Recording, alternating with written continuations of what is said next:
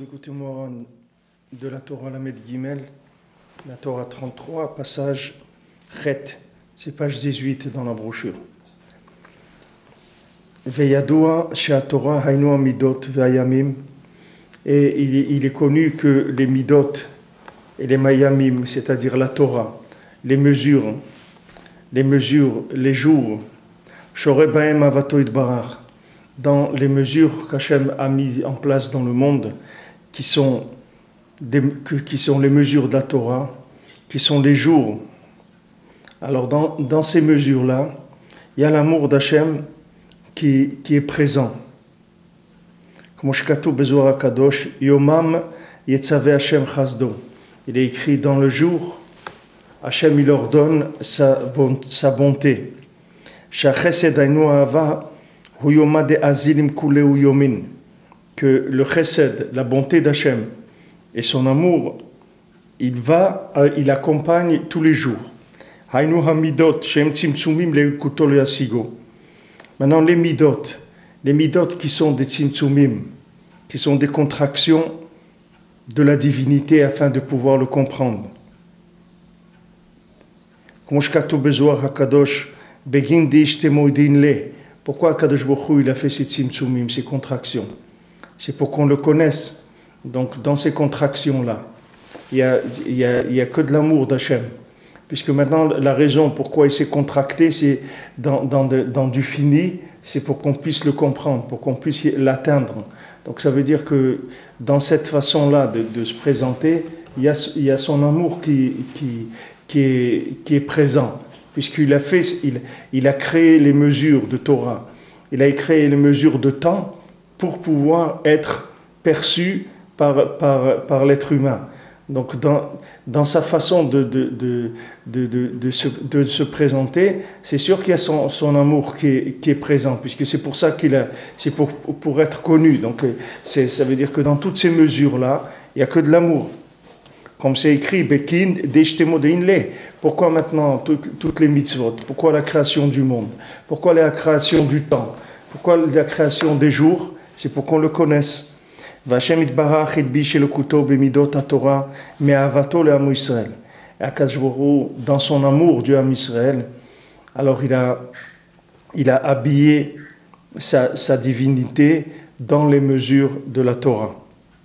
V'zeh prinat shel Taryag mitzvot. Et ça c'est le principe des 613 mitzvot. Ki Hashem itbarach shi'er b'da'ato, parce qu'Akadosh Baruch Hu il a mesuré dans son esprit que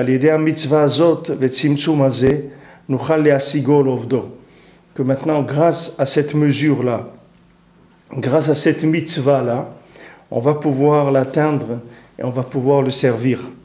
Donc, ça veut dire que dans chaque mesure, des mesures de la Torah, Yesham Ahavat Hashem Itbarach, se trouve l'amour d'Hachem. Il y a l'amour qui s'aime avec l'homme Israël. Comme quelqu'un il a un ami et voilà, il a une photo où on le voit comment il s'aime avec son ami. Il dit regardez comment je m'aime avec mon ami. Ça veut dire quoi? Ça veut dire qu'Akadosh Baruch Hu, lui, il a créé le monde par l'amour du Ham Israël, pour que le Ham Israël il le connaisse. C'est-à-dire que c'est ce monde-là, dans tout ça, ce qu'il est, depuis le mot Bereshit jusqu'à l'Aîné Israël, l'Aîné Kol Israël, c'est-à-dire tout ce qu'Hachem a créé dans le monde, toute la matière, tout ce qu'il y a dans le monde, ça n'a été créé que pour l'amour du Ham Israël, c'est tout. C'est tout une histoire d'amour entre Akadosh Baruch Hu et le Ham Israël. C'est-à-dire que maintenant, Akadosh Baruch Hu, il a voulu que le Ham Israël le connaisse, que le Ham Israël le serve, que le Ham Israël soit proche de lui. Pourquoi? C'est pas pour ce monde-là. Ce monde-là, c'est juste un entraînement, c'est juste des épreuves qu'on va passer pour pouvoir acquérir des récipients qui vont nous permettre après d'être proche de lui dans l'infini. Plus quelqu'un aura fait des récipients, et plus quelqu'un dans le monde futur, il pourra se trouver proche d'Akadosh Baruch Hu parce qu'il aura des récipients qui sont capables de s'approcher de l'infini sans brûler. Donc maintenant, puisque Hachem il a fait tout ce système-là, de façon à ce que le Ham Israël il puisse le connaître, ça veut dire que dans tout ce système-là, il n'y a que de l'amour du Ham Israël, puisque tout a été conçu pour ça. Tout a été conçu pour ça. C'est que si par exemple vous prenez quelqu'un qui aime un poisson, alors il va voir qu'est-ce que le poisson il a besoin comme condition pour vivre. Alors il va créer toutes les conditions qui sont nécessaires pour le poisson pour qu'il puisse vivre, de l'eau, qu'elle soit oxygénée, de la nourriture qui soit bien, etc. Tout ce dont il a besoin pour pouvoir vivre dans un contexte qui est le sien. Akadosh Baruch Hu, il a voulu que l'homme Israël le connaisse. Maintenant, quelle est la possibilité, comment faire pour que des êtres qui sont dans un système fini, ils puissent connaître l'infini. Ça, c'est ça l'équation du monde. C'est-à-dire comment créer un monde fini, que dans ce monde fini, il y a une possibilité de connaître l'infini. Comment arriver à résoudre cette équation-là? Alors, Bémet Rabbi Nathan, il nous a dit avant, c'est-à-dire il a ramené ce que le Rebbe dit, que maintenant, comment il a fait Akadosh Baruch Hu? Akadosh Baruch Hu, il a mis en place un système qui s'auto-alimente selon qu'on découvre la présence divine. Il nous a dit comment ça fonctionnait. C'est-à-dire que maintenant, il y a une présence divine dans toute chose. Maintenant, la présence divine qui se trouve dans chaque chose, c'est une présence minimum de manière à ce que la chose elle puisse exister et vivre et se maintenir. Par exemple, si vous prenez un arbre, vous voyez cet arbre-là, apparemment il ne bouge pas, il n'y a rien qui se passe, mais vous voyez qu'il est vivant, puisque maintenant voilà, c'est le printemps, vous voyez qu'il bourgeonne, vous voyez qu'après il va donner des fruits, Bezrat Hashem, etc. Ça veut dire que maintenant, dans cet arbre-là, il y a de la vie. D'accord ? Cette vie, d'où elle vient, la vie de l'arbre? La vie de l'arbre, elle vient des lettres de Torah qui se trouvent dans l'arbre, qui font fonctionner l'arbre. Donc il y a des lettres de fonctionnement. Et ça, c'est dans toute la bria, que ce soit dans les arbres, dans les poissons, dans les hommes, dans les plantes, dans les routes, dans les montagnes, partout. Dans l'eau, là, tout ce qui existe, c'est alimenté par des lettres de Torah. Seulement, la révélation divine qu'il y a dans ces lettres-là, elle n'est que le minimum pour que la chose soit vivante. Bien sûr, si les lettres divines, elles disparaissent de la chose, elle meurt tout de suite. C'est-à-dire que c'est quand vous prenez l'âme de quelqu'un, vous ne voyez pas l'âme de quelqu'un, vous voyez un homme, vous voyez un corps, mais vous voyez que ce corps, il fonctionne. Vous voyez que et si maintenant l'âme, elle quitte le corps, vous voyez que le corps, il est mort. Alors maintenant, ce corps, il était vivant ou pas? Le corps, il est jamais vivant. Le corps, il est vivant avec l'âme qui se trouve à l'intérieur. Vous enlevez l'âme, le corps, il devient un morceau de terre, on le met dans un trou, ça y est, ça redevient de la terre, il n'y a rien du tout dans le corps. Avec toute cette machine nifla que c'est le corps, avec des yeux, des oreilles, un nez, un estomac, un foie, tout ce que vous voulez, chaque tendon, comment il est fait, etc. Toute cette machine-là, elle s'appelle morte s'il n'y a pas une neshama dedans. Maintenant, dans chaque chose qu'il y a dans le monde, il y a une présence divine, qui est la vitalité de cette chose-là. Mais elle n'est présente, c'est-à-dire qu'elle n'est présente en révélation que pour donner la vitalité de la chose, et pas plus. Maintenant, si jamais vous découvrez la lettre qui alimente la chose, vous arrivez à dépasser l'imagination de la chose, c'est-à-dire vous arrivez à quitter le côté contemplatif de l'arbre, admiratif de l'arbre, et imaginaire de l'arbre, et vous avez la émouna que dans cet arbre-là, il y a une lettre qui lui donne la vie, c'est pour ça qu'il est comme ça, c'est pour ça qu'il fait pousser des fruits, etc. Dès que vous rentrez en contact avec la lettre qui alimente la chose, cette lettre-là, elle commence à être alimentée plus que le minimum qu'il faut pour faire fonctionner. Et à ce moment-là, vous allez voir Hachem Mamash dans l'arbre. C'est plus maintenant la lettre, elle va plus se révéler au niveau minimum pour donner la vie à la chose. Elle va maintenant se manifester en tant que présence divine.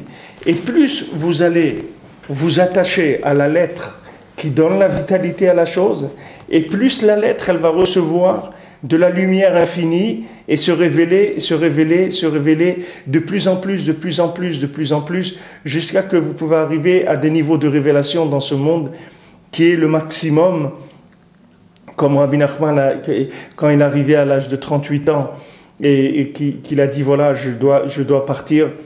Ils ont su ça quand Rabbeinu il a dit voilà, je vais quitter ce monde, je suis obligé de partir parce que il pouvait plus atteindre dans un corps humain plus que ce qu'il avait atteint. C'est-à-dire qu'il est arrivé à la limite de ce que quelqu'un il peut comprendre de l'infini dans un corps humain.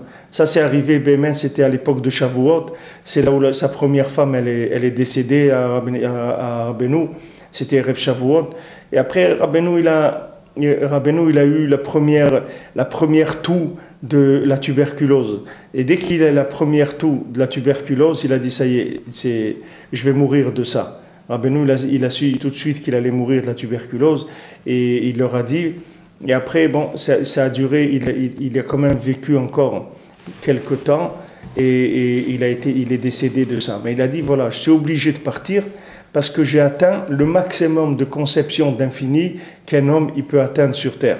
Bien sûr, ça c'est un niveau très très très élevé puisqu'il n'y a que lui qui a atteint ce niveau-là. Même tous les tzadikim qui ne sont pas arrivés à atteindre le niveau que Rabbeinu l'a atteint comme il l'a atteint. Mais nous, à notre niveau, ça veut dire quoi? Ça veut dire que maintenant, à notre niveau, qu'est-ce que c'est de voir l'infini? C'est-à-dire que maintenant, il y a un rapport avec le monde, qui est un rapport de consommateur avec matière à consommer. Quel est le rapport avec le monde? En général, le rapport avec le monde, c'est un rapport d'utilité ou un rapport de plaisir. Au maximum, si ce n'est pas du plaisir, c'est de l'utilité, c'est-à-dire derech eretz. C'est-à-dire que par exemple, quelqu'un, il utilise l'eau, pas pour le plaisir, disons, il ne va pas aller se baigner à la mer pour le plaisir, il va utiliser l'eau pour boire, pour arroser les plantes, etc. Donc ça c'est côté derech eretz. Soit maintenant j'utilise la chose pour le plaisir, soit je l'utilise pour derech eretz. Mais maintenant derrière ça, il y a une présence divine. Cette présence divine, c'est elle qui fait que l'eau c'est de l'eau, c'est elle qui fait que l'eau elle est vivante, sinon l'eau elle pourrit. Maintenant si je m'attache à la présence divine et pas au côté extérieur de la chose. Si je m'attache à la présence divine qu'il y a dans la chose, tout de suite, la lettre qui fait que l'eau c'est de l'eau, cette lettre-là, elle va être alimentée par l'infini. Si vous voulez, Hachem, il a créé... ce que Rabbeinu il amène ici dans des mots très très simples. Béhémet, c'est la définition des Mekoubalim sur la création du monde. C'est-à-dire que maintenant, la question du monde, c'est comment est-ce qu'Hachem il est présent dans le monde ou il n'est pas présent? Si on dit que maintenant il est présent, alors comment il est présent puisqu'il est infini? Et ça c'est un monde fini. Donc comment il peut être présent dans le fini? Et si on dit que Chaz Shalom il n'est pas présent, alors à quoi il sert ce monde? Puisqu'il n'y a pas de présence divine, comment on va le trouver? Alors Béhémet, la réponse ici, vous voyez, c'est la réponse des Mekoubalim, mais ici elle est très simple. C'est-à-dire eux les Mekoubalim, ils parlent de ce qui s'appelle un cave, c'est-à-dire une ligne d'alimentation entre l'infini et le fini. Alors maintenant, d'après ce que Rabbeinu il explique ici, c'est très facile à comprendre. C'est-à-dire que maintenant, la lettre elle-même, c'est une base qui peut se développer. C'est-à-dire que la lettre qui alimente en vitalité minimum la chose, pour que la chose existe, cette lettre-là, c'est une lettre qui peut être alimentée en infini à des milliers et des milliers de niveaux plus grands que ce qu'elle est maintenant. Ça dépend de combien la personne, elle dévoile la lettre et elle s'attache à la lettre qui est à l'intérieur et pas à la forme qui est autour de la lettre. C'est-à-dire que si la personne elle s'attache à l'âme de la chose, à l'intérieur de la chose, à l'intention de la chose, à la présence divine de la chose, cette lettre-là qui alimente, elle va être tout de suite alimentée par l'infini. Et plus il va y avoir une recherche de l'infini dans la matière, et plus la matière, elle va être alimentée en infini. Alors maintenant, ça veut dire quoi qu'elle va être alimentée en infini? Ça veut dire que je vais avoir un rapport vivant avec Hachem. C'est-à-dire un rapport un contact vivant avec Hachem. Avant, j'avais un rapport avec la vie, soit un rapport de consommation, soit de consommation, soit au niveau plaisir, soit au niveau derech eretz, c'est-à-dire soit je l'utilisais pour fonctionner, sans plaisir mais fonctionnement, soit c'est du plaisir, j'utilise la chose pour le plaisir. Maintenant, quand je me suis attaché à Hachem, je sais qu'il y a Hachem dans cette chose-là. Alors maintenant, quand je m'attache à lui, je dépasse le côté, l'enveloppe, le côté image, le côté imaginaire de la chose. La lettre qui alimente la chose, elle va commencer elle-même à recevoir plus de lumière. Comme on a vu hier, que Naaseh Venishma, c'est-à-dire que quand je vais utiliser le Naaseh, c'est-à-dire quand je vais rentrer dans un rapport de mitzvah avec la chose, tout de suite, Nishma, la chose, elle va entendre, elle va faire entendre de la présence divine. Tout de suite, elle va s'enrichir en présence divine. Et plus je vais chercher, et plus la chose, elle va se développer en présence divine. Alors maintenant, prenez la base de toute la création, qui est la notion de temps. Donc maintenant, plus vous allez vous attacher à la présence divine dans le temps, et plus le temps, il va disparaître. C'est-à-dire, comme il est, il va disparaître. Il ne va plus être le temps comme vous le voyez aujourd'hui. C'est plus le même temps. C'est un autre temps. C'est-à-dire, c'est un temps qui est maintenant alimenté par de l'infini. Et plus maintenant, vous allez développer le contact avec l'infini par les mitzvot, par la emuna, par la tfila, par la hirat shamayim, tout le rapport que vous allez avoir avec le temps, et principalement, bien sûr, de ne pas perdre le temps, parce que quand quelqu'un il perd le temps, c'est la plus grande perte qui existe au monde, puisque maintenant, ça veut dire que la personne, elle a dédaigné le contact avec Hachem, c'est ça, perdre le temps. C'est-à-dire, quand on lui donne du temps, ce temps-là, il doit être fait pour chercher Hachem. La personne, elle a dédaigné cette possibilité-là. Donc, comme on dit, il n'y a pas de perte comme la perte de temps. En aveda qu'aveda tazman. Il n'y a pas une perte comme la perte du temps. Parce que le temps, ça inclut tout. C'est-à-dire, quand maintenant quelqu'un, il cherche Hachem dans le temps, tout de suite, son temps, il va changer. C'est-à-dire, son temps, ça ne va plus être le même. C'est-à-dire, il va sortir de la lourdeur du temps. C'est-à-dire, le temps, il existe dans une certaine mesure pour tout le monde. Ça, c'est la mesure fonctionnement de temps. C'est-à-dire que voilà, il y a 24 heures, et en 24 heures, voilà ce qu'une personne moyenne peut faire. Ça, c'est la moyenne de quelqu'un. Si quelqu'un, maintenant, il est ma'amin b'Hachem, si quelqu'un, il sert Hachem, si quelqu'un, il exploite son temps au maximum dans Avodat Hachem, qu'est-ce qui va se passer? La présence divine qui se trouve dans la création et le maintien du temps, elle va augmenter. Ça veut dire quoi? Que le temps lui-même, dans sa lourdeur et dans sa longueur, il va se réduire. Ça veut dire que maintenant, ce que vous faisiez avant, en 2 heures, vous allez le faire en 1 heure maintenant. C'est-à-dire que vos journées déjà, par rapport à une autre personne, vos journées, elles valent maintenant plus 24 heures, elles valent 48 heures. Rabbi Nathan, il dormait 2 heures par nuit. Rabbi Nathan, il avait une bracha de Rabbeinu, il dormait 2 heures par nuit. Qu'est-ce que ça veut dire une bracha? Qu'est-ce que c'est une bracha? Quand on dit à quelqu'un, faites-moi une bracha, voilà, faites-moi une bracha pour la parnassa. C'est quoi une bracha? Bracha, ça veut dire faire descendre de la présence divine plus que le contexte consommation et derech eretz. Faire descendre une présence divine un peu plus élevée. C'est ça la bracha. La bracha, c'est qu'il y a plus de présence divine que la norme. C'est ça une bracha. Maintenant, Rabbi Nathan, il avait une bracha de Rabbeinu.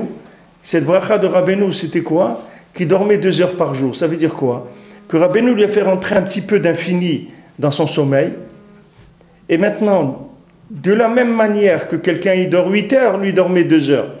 Alors quand on lui dit, mais Rabbi Nathan, vous dormez que 2 heures par nuit, il a dit non, je ne dors pas que 2 heures. Il a dit, moi, tout ce que je fais, je le fais vite. C'est-à-dire, je le fais avec entrain et enthousiasme et rapidement. Je ne traîne pas, je n'ai pas de paresse dans ce que je fais. Donc maintenant, quand je dors vite, c'est tout. Maintenant, vous dites à quelqu'un, Mais dors vite. Mais qu'est-ce que ça veut dire dormir vite? Quelqu'un il peut dormir vite. Comment il va dormir vite? Comment quelqu'un il va dormir vite? Il dit voilà, mais alors dors vite. Comment je vais dormir vite? Maintenant j'ai besoin de dormir 8 heures. Comment je vais dormir 2 heures? Je vais être fatigué. Non, cette récupération-là qui fait maintenant que tu récupères tes forces en 8 heures de sommeil, la même chose, ça va se faire en 2 heures. C'est la même chose, il n'y a pas de changement. La productivité, c'est la même. C'est exactement la même, c'est la même chose. C'est-à-dire que le résultat, c'est le même. Seulement, au lieu qu'il se fasse en 8 heures, il se fait en 2 heures. Maintenant, quelqu'un pour la parnassa, c'est pareil. Quelqu'un, il travaille 8 heures par jour. Maintenant, il reçoit une bracha, il va travailler 2 heures par jour. Mais il va gagner la même chose. Et il va faire les mêmes choses. Qu'il faisait en 8 heures, il va les faire en 2 heures. Qu'est-ce qui s'est passé? Juste, il a une bracha, ça veut dire qu'il a eu une accélération du temps. Une accélération du temps. Quand vous prenez le principe de la vitesse, c'est-à-dire maintenant quelqu'un il doit aller d'un point à un autre, il y a 100 km. Celui qui roule à 20 à l'heure, il va mettre 5 heures. Celui qui roule à 50, il va mettre 10 heures. Celui qui roule à 50, il va mettre 2 heures. Et celui qui roule à 100 à l'heure, il va arriver en 1 heure. Et celui qui roule à 200 en une demi-heure, etc. Pourtant, la distance, c'est la même. Qu'est-ce qui s'est passé? Il s'est passé que ça va plus vite, c'est tout. Alors maintenant, il y a une possibilité d'accélérer le temps et de vivre une vie accélérée. C'est pour ça que le principe de la tchouva, Rabbeinu dit, il est au-dessus du temps. Parce que quand quelqu'un il fait tchouva, on ne peut faire tchouva que si on a une accélération du temps. Sinon, on ne peut pas réparer. Comment vous voulez réparer des choses qui sont cassées avec des moyens qui sont la même chose que les choses qui sont cassées? C'est pas possible. Pour arriver à réparer quelque chose de cassé, il faut des outils qui soient mieux que la chose qui est cassée. Donc quand maintenant quelqu'un il a fait des avérotes, comment il va réparer les avérotes? Juste par le fait que son temps il va s'accélérer. Le temps il va s'accélérer, il va remonter le temps et il va arriver à réparer ce qu'il a fait dans les années avant, et il peut remonter jusqu'à sa naissance, et il peut remonter même avant. C'est ce que Rabbeinu fait quand quelqu'un vient au Man et vient dire Tikkun Klali sur la tombe de Rabbeinu. Rabbeinu lui fait une accélération de temps qui est tellement grande qu'il le monte tout de suite jusqu'à Adam Arishon, et il le répare. Il le fait remonter toutes les régénérations qu'il y avait avant lui jusqu'à Adam Arishon, et la personne elle est réparée.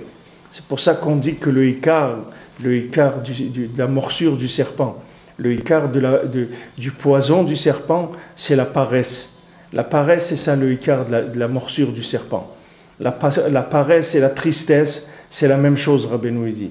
Rabbeinu dit que d'être triste et d'être atzvut ve atzlut, la tristesse et la paresse, c'est la même chose. C'est-à-dire que maintenant, quelqu'un de triste, qu'est-ce qu'il fait quand il est triste? Quand quelqu'un il est triste, alors Hachem il ne peut pas être avec lui, parce qu'Hachem il peut résider que dans la joie, parce que le contact avec Hachem ça rend joyeux. Si quelqu'un il est triste, alors c'est sûr qu'il n'est pas en contact avec Hachem. Donc s'il est triste, il faut qu'il sache qu'il va travailler au niveau le plus bas du temps, c'est-à-dire au plus épais, au niveau le plus lourd du temps. C'est-à-dire que son temps il va être très épais, très lourd, c'est-à-dire le maximum des données de base de l'humanité. Il va être dans le temps de fonctionnement habituel de l'humanité. Voilà, c'est la tristesse qui le rend comme ça, parce qu'il n'a pas de contact avec la présence divine. Donc maintenant il est triste. Quand il est triste, il va être paresseux. Même s'il n'est pas paresseux, vous ne voyez pas qu'il est là à traîner dans son lit, etc. Mais son fonctionnement, c'est un fonctionnement paresseux, ça veut dire c'est un fonctionnement qui est lent. Il est lent parce qu'il tourne à la vitesse du monde. Si vous voyez les livres de Torah, comment quelqu'un, quand on voit des livres de Torah, vous voyez qu'il y a des gens qui ont écrit des livres de Torah, que rien que pour les étudier, il faut plus de temps que eux ils ont mis à les écrire. Vous voyez que eux ils ont écrit les livres en un certain temps, et vous, pour les étudier, il vous faut plus de temps que eux ils ont mis pour écrire. Parce qu'ils ne vivaient pas dans le même niveau de temps. Ils ne vivaient pas dans la même exploitation du temps. Ils avaient une bracha dans le temps. C'était autre chose. Leur façon de fonctionner, c'était autre chose. C'est-à-dire qu'ils avaient une autre façon de fonctionner. Ils n'étaient pas dans le même temps que nous, on appelle le temps. Ce n'était pas du tout la même chose. C'était un autre temps. Alors maintenant, c'est extraordinaire parce que cette notion-là, de rechercher l'infini dans la matière, c'est ça qui amène la bracha à la personne. Quelqu'un veut une bracha dans sa vie, il veut une bracha dans sa maison, dans son shalom bayit, dans ses enfants, dans la parnassa, dans la santé, dans l'étude, dans la prière, dans tout ce que quelqu'un veut une bracha, il doit rentrer de l'infini dans sa vie. Il doit rechercher l'infini. Maintenant, la recherche de l'infini, c'est quelque chose qui va avoir une accélération du temps.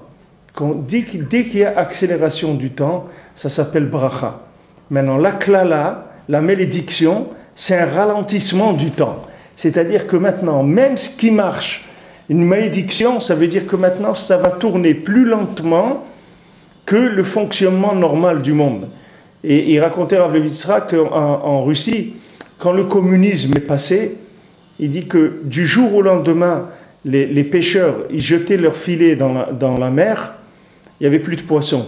Les poissons, ils s'étaient cachés, ils avaient disparu. La veille, ils jetaient leurs filets, remplissaient leurs filets de poissons, et là c'est fini. Les poissons, ils avaient disparu dans la mer. Ils s'étaient cachés. Ça, c'est la klala. La klala, c'est quoi? Ça veut dire que maintenant, il y a un fonctionnement normal du monde. Qu'un pêcheur, il vient, il jette son filet, il ramasse des poissons, un petit peu, beaucoup, moyennement, mais il ramasse du poisson. Maintenant, il jette le filet, il ne ramasse plus rien. Ça, c'est une klala. Qu'est-ce que ça veut dire?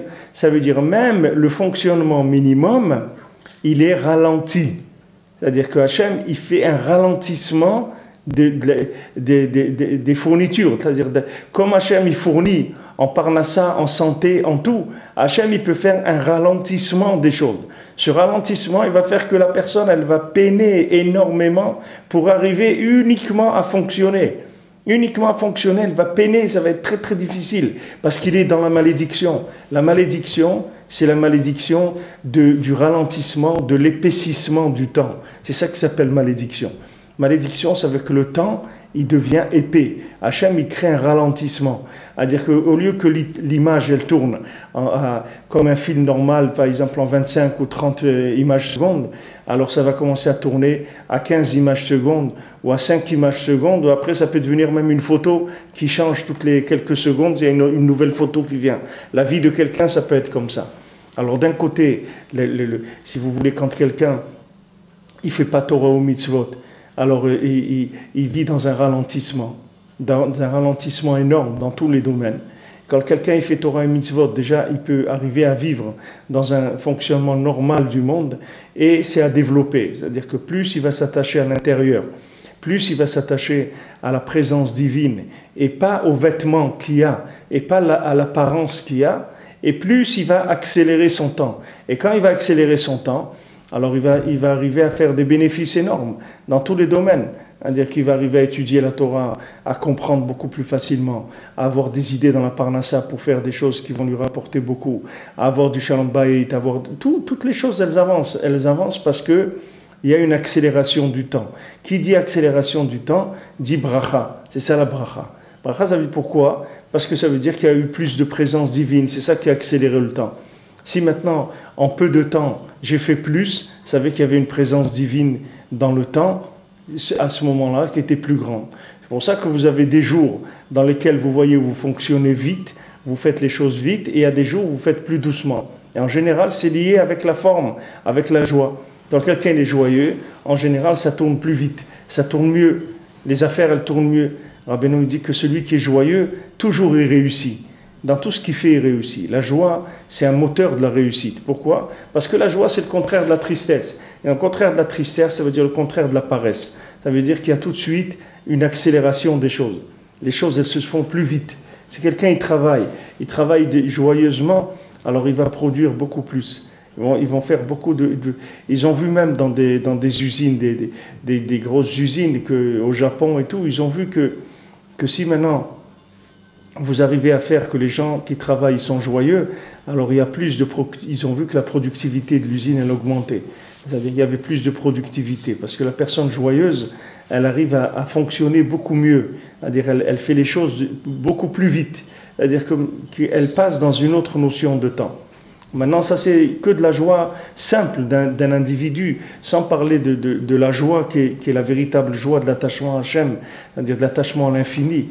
Et si quelqu'un il est aurait de s'attacher à l'infini tout le temps, d'être conscient qu'il y a Hachem tout le temps, de lui dire, je sais Hachem que tu es là, que c'est toi qui te trouves là-dedans, c'est toi qui te trouves même dans ce problème, je sais que c'est toi qui es là. C'est uniquement maintenant que la situation, elle a pris un vêtement qui a l'air désagréable, qui a l'air pas bien, mais Béhémet, c'est Hachem qui est derrière tout ça. Alors quand il pense comme ça, quand il vit comme ça, alors le vêtement négatif, il tombe. C'est-à-dire les premières couches négatives qu'il y avait sur la situation, elles commencent à tomber. Et il commence à avoir un rapport avec Hachem qui se trouve derrière ça. Et il va voir une ashgacha, il va voir une providence dans sa vie. Il va voir comment Hachem, Béhémet, il est tout le temps là. Et il dirige tous ses pas. Et qu'Hachem, il veut que son bien. Et qu'Hachem, il essaye tout le temps de lui donner tout ce dont il a besoin dans ce monde pour arriver à là où il doit arriver. Mais la base, c'est de savoir que chaque chose qui a été créée, elle a été créée avec l'amour du Ham Israël. C'est l'amour du Ham Israël qui a fait ça. C'est comme si vous prenez quelqu'un, il aime son fils ou il aime son petit-fils, et il lui fait un gâteau, et dans ce gâteau, il lui met tout ce qu'il aime. Tout ce qu'il aime, il lui met parce qu'il veut qu'il soit content, il veut qu'il soit joyeux. Alors il lui met tout ce qu'il y a de meilleur. Akadosh Baruch Hu, il aime le Ham Israël. Maintenant, son amour dans le Ham Israël, il est dans tout l'acte de la création, dans le moindre détail, dans la moindre plante, dans le moindre moustique, dans le moindre poisson, dans le moindre individu. Il y a il émane l'amour d'Hachem pour le Ham Israël. Parce que c'est ça la donnée de base de la création. Donc maintenant, quand vous savez que tout a été fait pour ça, donc maintenant à vous de chercher comment ça, c'est l'amour du Ham Israël. Bien sûr, si on n'était pas passé par la galoute, si on était resté au Beth Amikdash, en Eretz Israël avec le Beth Amikdash, alors c'est sûr qu'il n'y aurait pas eu de difficulté, puisqu'il y a une évidence de l'amour d'Hachem qui était là, puisqu'on rentrait dans sa maison. Et quand on rentrait dans sa maison, on voyait toujours tout de suite son amour pour nous, qu'on pouvait amener des offrandes, qu'on pouvait amener des offrandes, soit pour nous faire pardonner des fautes, soit des offrandes de remerciement, soit des offrandes pour les jours de fête, etc. Baruch Hashem, il y avait la maison d'Hachem, il y avait une joie extraordinaire dans le Beth Amikdash. Quelqu'un est rentré au Beth Amikdash, il sortait joyeux, il avait de la joie, il avait une joie nifla qui venait d'être dans le Beth Amikdash. Maintenant, quand on a perdu le Beth Amikdash, on est parti en galoute. Le ikar de la galoute, de l'assimilation, c'est uniquement l'assimilation des images. C'est ça le ikar de l'assimilation. L'assimilation, c'est une assimilation de fonctionnement, de vitesse de fonctionnement. Il faut savoir qu'un juif, il est fait pour fonctionner beaucoup plus vite que la plupart des gens qui sont sur terre. Parce qu'un juif, il est en contact direct, naturellement, avec Hachem. C'est naturel pour lui. Même s'il ne fait aucun effort, il est en contact avec Hachem naturellement. Maintenant, bien sûr, s'il développe, il va arriver à des choses extraordinaires. Mais d'un autre côté, s'il se colle des images qui sont des images d'idolâtres, alors c'est fini. C'est pour ça que l'idolâtrie c'est interdite. Pourquoi c'est l'idolâtrie? Pourquoi Hachem il dit tu n'as pas le droit de faire des images? Pourquoi on n'a pas le droit de faire des statues? Parce qu'elles ne bougent pas. C'est pour ça qu'on n'a pas le droit de faire des statues. Pourquoi on n'a pas le droit de faire une statue, de l'adorer? Parce qu'elle ne bouge pas.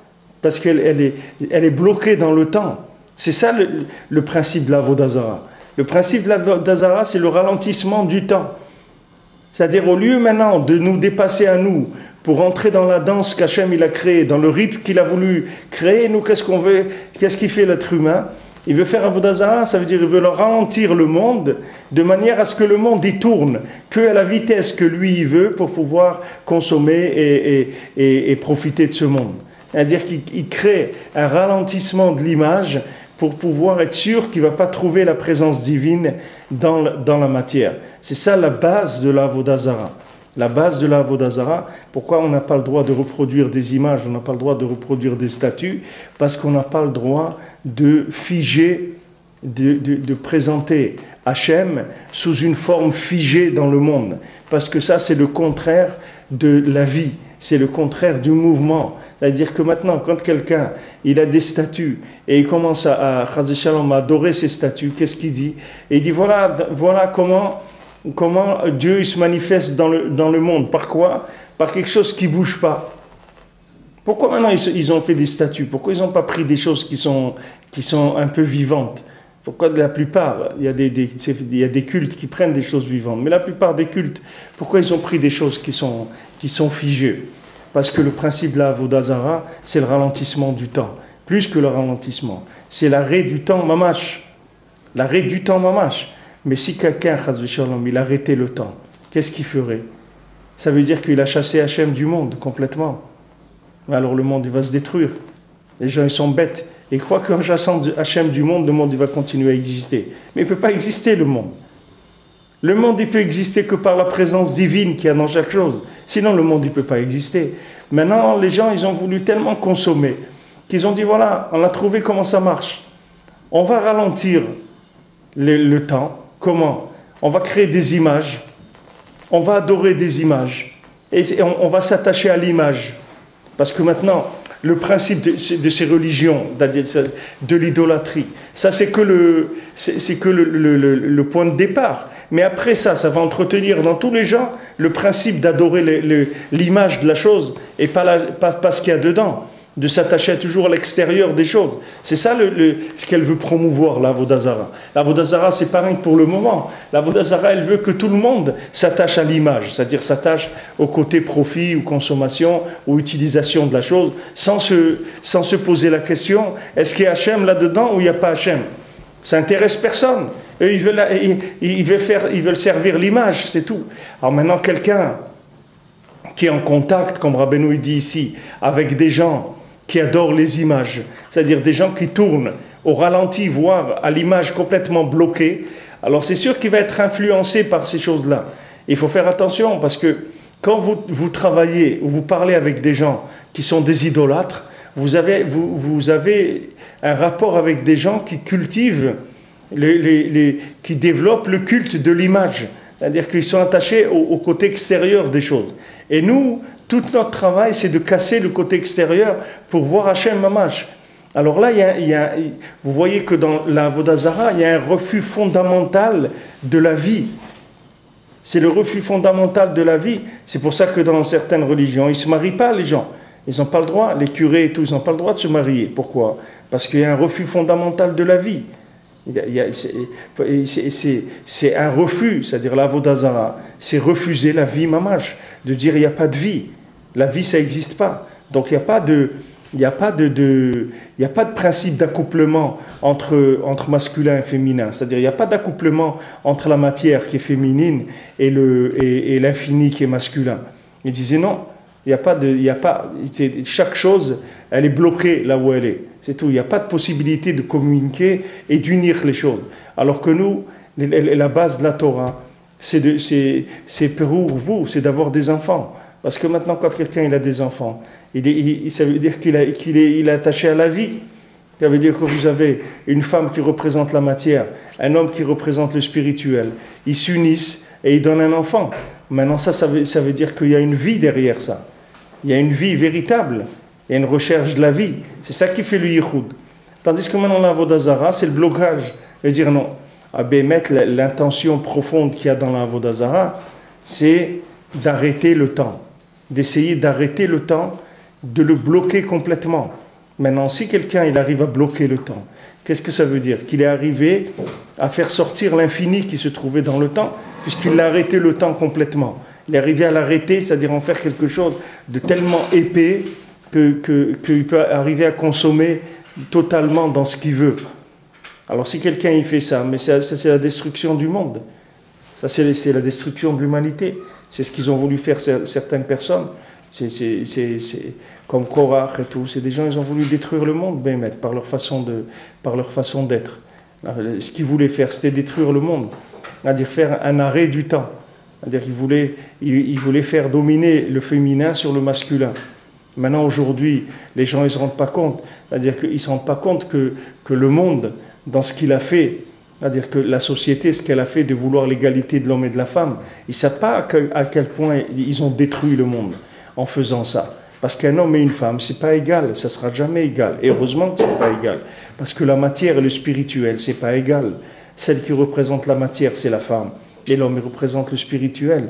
Et jamais ils seront égaux. Ils ont un fonctionnement, ils ont un but qui est différent. Et ils travaillent ensemble pour enrichir le monde et pour développer le temps du monde. Mais si maintenant les gens ils disent, non, la femme, elle est l'égale de l'homme, et la femme, elle peut travailler comme un homme, être chauffeur de métro, être que non, une femme, elle est faite pour être mariée, pour avoir des enfants. C'est ça le fonctionnement d'une femme.